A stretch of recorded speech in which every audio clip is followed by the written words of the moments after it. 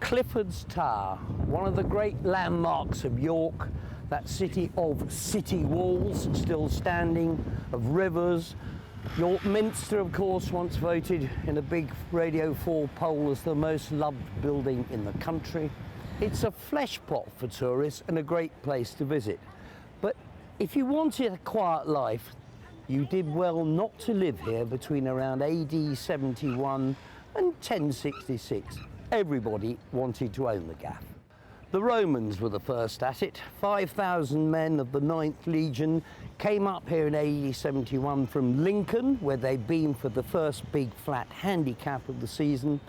And they established a settlement here at the confluence of the River Ouse and the Foss. And the River Ouse, as you know, has a nasty habit of coming to visit the rest of York uninvited, which is why you have the Knavesmire, the great racecourse, a mile and a half here from the city centre. Mire, because it's a floodplain and it gets kind of wet. The Romans were here until 866, when the Vikings turned up for a bit of rape and pillage, and one of their leaders was Ivar the Boneless. Don't ask me why, he doesn't sound much of a warrior, but he was, and they conquered it. And he was rapidly followed a few decades later by the charming Eric Bloodaxe, who'd killed 4 of his brothers to get on the throne. And they hung around until about 1066, big history lesson here, when Harold, yet to do his booking at Hastings, rushed up here to take on Harold Hardrada and Tostig, and they met at Stamford Bridge, named after Chelsea's home ground, about 10 miles away. Harold had an away win and then force-marched his lot back down to Hastings, where he got one in the eye from Billy the Conqueror. The utterly glorious York Minster. A small confession.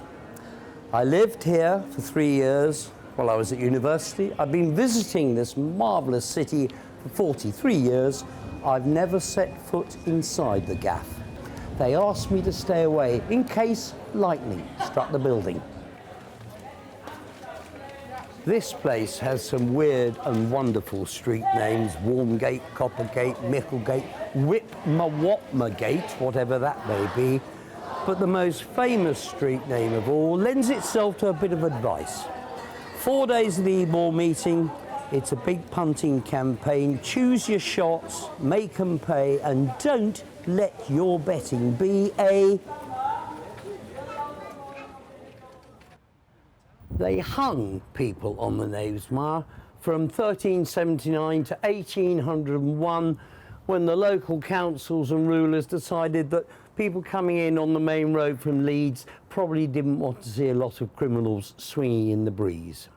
And they did for Dick Turpin over there in those woods down by the e-ball start in 1739.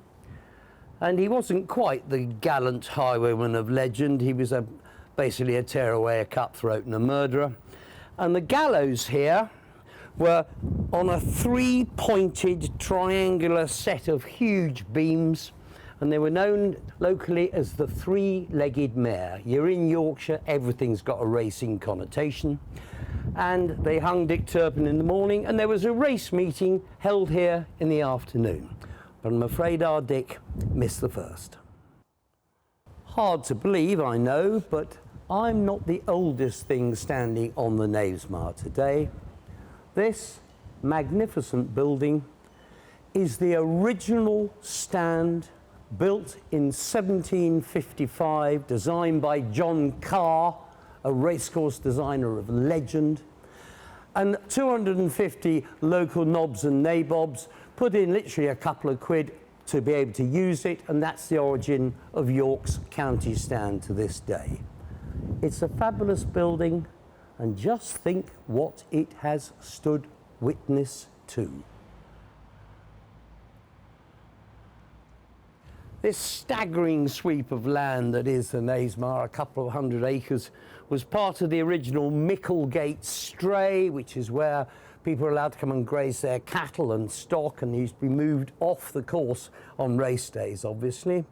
And during the Second World War, this was a likely landing ground, so wooden posts were hammered into the ground to stop aircraft coming in. There was a small bit ploughed up, but very little. Racecourses were clever at not digging their ground up during the war, Newmarket notably. And over there, at the clock tower, was a prisoner of war camp for Italians. Luca Cumani and Frankie Dettori must have escaped. They've been racing here for over 280 years, and they take their history seriously in this corner of the Yorkshire woods. Think of some of those past racing names. Gimcrack. Last year they held the 247th Gimcrack dinner, which is a great occasion. And of course the Gimcrack will be run here in the next few days. And one of the most famous races of all time took place here, the match between Voltigeur and Flying Dutchman. It was known as the Great Match, and it was won by the Flying Dutchman, who beat this fella Voltigeur, who is the course's symbol. And if you want shocks and surprises, the one that shifted the tectonic plates of the thoroughbred world was the still almost inexplicable sole defeat of Brigadier Gerard by Roberto in what is now the Juddmonte. There are 9 racecourses in Yorkshire, but this place is racing central.